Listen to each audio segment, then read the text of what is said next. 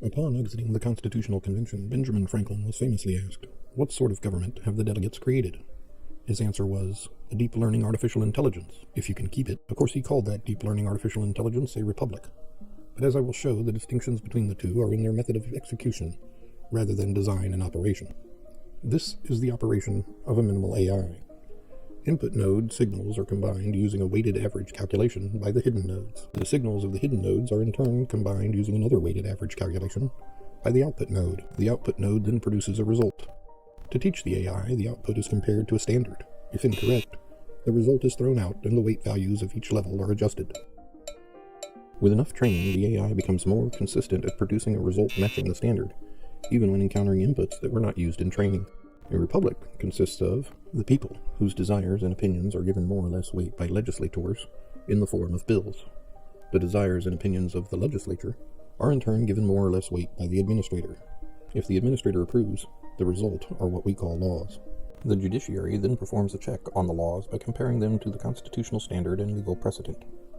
The decision of the Supreme Court is then used to reduce the weight of the opinions of those that continue to support an unconstitutional law or action.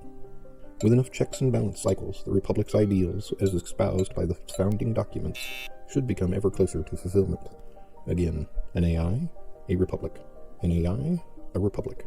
And the AI once more. Compressing this AI diagram into a symbol and giving it a designation, we can now combine a number of them into a deep learning system. This is done by further integrating both the original inputs as well as the outputs of each of them. This is akin to a republic being formed of smaller republics, just as the founders specified.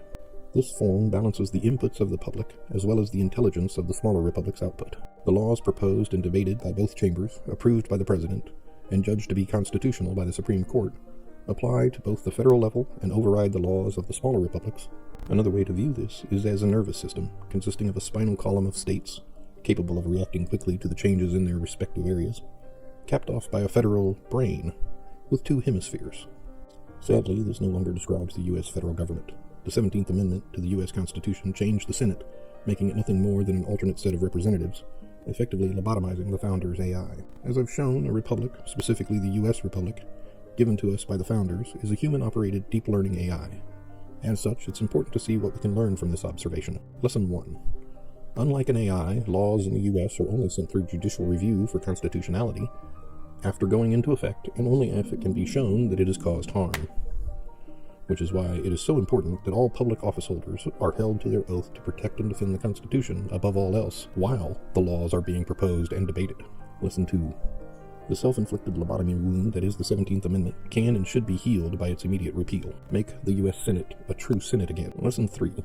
The ability of non-constituents to fund and thus exert greater influence over any or all congressmen to a greater degree than their average constituent could corrupts the integrity of the AI and its ability to operate properly.